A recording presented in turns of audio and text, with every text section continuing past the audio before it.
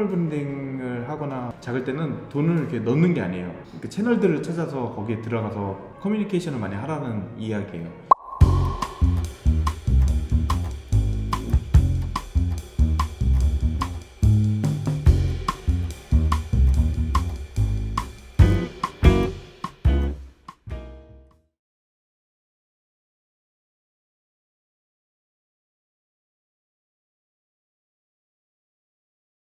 브랜드 자체가 어떤 소비자들한테 접근을 할 건지가 정해져 있으면 설계하기 진짜 나름인 거죠. 예를 들면 저는 이제 여기 공간 자체는 디자이너 전용 공유 오피스예요. 그러면 소비자들은 디자이너죠. 근데 그냥 디자이너로 한정을 짓는 게 아니라 독립하거나 그 다음에 창업 준비를 하는 디자이너들이거나 회사에서 다니다가 나온 디자이너분들이겠죠. 그러면 그분들은 어디에 있을까 채널을 찾아보는 거예요. 그러면 어디에 마케팅을 해야 효율이 날 수 있겠다가 나오겠죠. 그러니까 이게 약간 역으로 가면 돼요. 그러니까 이게 그분들이 어디로 들어갈까를 역으로 이렇게 들어가다 보면 나오는 거죠. 그러니까 그러면 저는 일단은 여러 가지를 해봤어요. 그러니까 이거는 이제 저는 보통 막 마케팅을 이렇게 딱 대대적으로 하는 편이 아니라 린하게 되게 조심스럽게 하는 편이라 당근마켓에 이제 모임을 제가 주최를 했었어요. 그래서 사업자 모임이랑 디자이너 모임 이렇게 해가지고 사업자 모임에는 100명 정도 모였고요. 디자이너 모임은 40~50명 정도 있어요. 그러니까 총 150명 정도가 여기를 오고 갔다라는 것도 하나가 있고 사람들한테 여기에 뭐가 있다라고만 인지시켜 놓는 정도로 계속 한 거고, 근데 요번에 다행히 뭐 어디 노트폴리오라는 데랑 이제 협업을 하게 돼가지고 이제 저희가 지금 이제 제휴를 맺었거든요. 그래서 거기 노트폴리오들은 다 디자이너들 위주로 되어 있죠. 그리고 2~3년 차들이 많고 딱 저희 타겟인 거예요. 그렇게도 진행을 했었고요. 그래서 타겟이랑 퍼널이랑 이런 것들이 명확해지면 그거에 대해서 역으로 어떤 분들이 그분들이 들어갈 만한 것들을 다 찾아보고 하면 되는 거예요. 그 조금씩 늘려나가는 거죠. 계속 채널들을. 스몰 브랜딩을 하거나 작을 때는 돈을 이렇게 넣는 게 아니에요. 그 채널들을 찾아서 거기에 들어가서 커뮤니케이션을 많이 하라는 이야기예요. 왜냐면 자본이 엄청 많은 게 아니잖아요.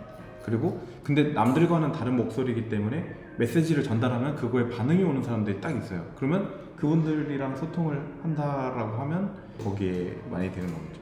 그러니까 예를 들어 이런 거예요. 만약에 그렇게 되면 10억 클럽이라는 걸 만약에 만들어요. 만약에 그러면 10억에 있는 사람들 부자분들이 이렇게 가입을 해서 호텔 빌려가지고 막 해요. 근데 물론 이제 돈이 많이 들겠죠. 근데 그분들이 결국엔 고객이잖아요. 아까 말했던 분들. 그러니까 그런 식으로 조금 무모하긴 하지만 그런 식으로 커뮤니티를 활용해서 할 수도 있다. 아니면 내가 들어갈 수도 있고 만들 수도 있는 거니까. 그래서 오히려 그런 건물주분들끼리만의 어떤 네트워킹을 이렇게 해놓고 건물주분들끼리 이렇게 그분들이 이제 바쁘긴 하겠죠. 근데 이제 그거를 좀 주기적으로 모임을 해서 회비도 살짝 받고 그냥 진짜 이게 수익 모델이 아니라 진짜 커뮤니티처럼 해야겠죠. 근데 거기서 이제 자연스럽게 이제 홍보가 되는 걸로 해서 하면서 중간중간에 뭐 조언도 하고 하다 보면 거기서 자연스럽게 입소문이 되고, 그냥 커뮤니티로 투입하는 방법이 있고 커뮤니티에 들어가는 방법이 있고 만드는 방법이 있고 커뮤니티 자체를 형성해서 이렇게 채널을 계속 지속적으로 관리를 하고 뭐 DM을 해도 되고 그걸 팝업 스토어로 해도 되고 박람회로 해도 되고 정말 많은 거죠. 그래서 약간 브랜딩을 해놓으면 마케팅은 그 퍼널과 그 채널에 맞게만 하면 되는 거예요. 그래서 네, 오히려 그러니까 브랜딩을 제대로 안 해놨다 보니까 그냥 다 쏟는 거예요. 돈을 이렇게 막 포지션이 안 되니까. 근데 이미 타겟이 정확하게 되어 있는데 그분들이 뭘 원할지를 실은 대표가 더 잘 알 거고, 그러면 그걸 어떻게 할지는 같이 해보면 되는 거니까. 그래서 오히려 마케팅 자체는 우선은 지금 중요한 건 아닌 것 같아요. 근데 실은 그게 제일 어려워요. 그게 제일 쉽진 않고, 그래서 많은 이야기를 하고, 그러니까 직접적으로 안 하더라도 아니면 그렇게 해야 돼요. 그냥 그분의 행동과 평상시에 관찰을 하고 끄집어내는 방법밖에 없어요. 그러니까 말을 만약에 진짜 안 하시면 이게 왜 필요한지를 계속 설명하면 납득을 하시고 답을 이제 내야 되죠. 이거를 안 하고 그냥 알아서 하게 되면 어떤 느낌이냐면 그냥 남들과 다른 똑같은 것처럼 된다. 그래도 괜찮겠냐?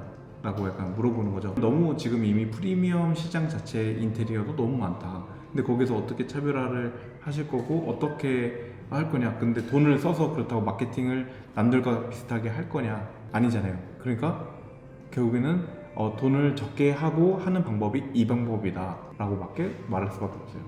인지가 돼야 이제 말을 하시니까. 그러니까 그러다 보면 혼자서 한번 생각을 해보실 거예요. 주무시기 전에나 좀 아니면 과제를 드린다든지. 저희는 과제를 드리긴 하거든요. 그러니까요. 그러니까 이게 네이밍에 나오기 전에 그 코어가 없잖아요. 그죠?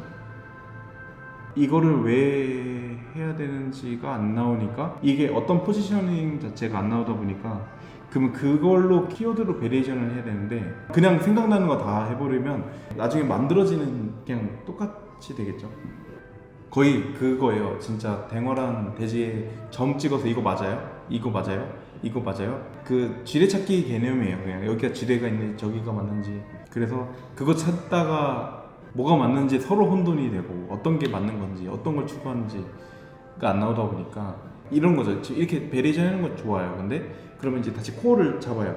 아 이게 여기랑 매칭되는 거 가까운 게 뭘까? 근데 지금은 일직선에 그냥 선상에 있는 그냥 이 아무거나 약간 이런 느낌인데 코어가 나오게 되면 아 여기서 분별이 되는 거죠. 멀어지는 거랑 가까워지는 거랑. 예를 들어 이런 거죠. 헬로우 인사이드 요거는 조금 부드럽고 친근한 쪽이겠죠. 그리고 뭐 뷰티 리빙 이건 약간 여성스러운 쪽인 것 같고 루미오 같은 경우도 살짝 여성이지만 중성 느낌 있고 그러니까 유니크 룸은 너무 직관적이고 포지셔닝이 다 다르잖아요. 그래서 공통점을 찾는 게 필요할 것 같아요. 그거예요. 현실적으로 이런 서비스를 만들려고 한대요. 그러니까 아까 말했던 것처럼 만약에 인테리어 플랫폼을 만든대요. 그러면 딱 그렇게 되는 거예요. 그러니까 이게 똑같다고 하면 그러면 오늘의 집이랑 뭐 집닥이랑 어디 유사 플랫폼들이랑 경쟁하는 건데 이길 수 있냐? 그 사람들보다 더 많은 돈을 쓸 수 있냐? 없다? 그러면 이길 수가 없는 거죠. 그냥 직관적으로 처음부터. 그죠? 그러다 보니까 그 방향을 가면 안 된다는 거예요. 그러니까 애초에 이 큰 기업들이랑 경쟁을 하려고 하는 것 자체는 이미 그냥 의미가 없는 거죠. 슬슬 마무리를 해야 돼서 한번 뭐 정리되거나 나온 게 있으면 한번 보내주시면 좋을 것 같습니다.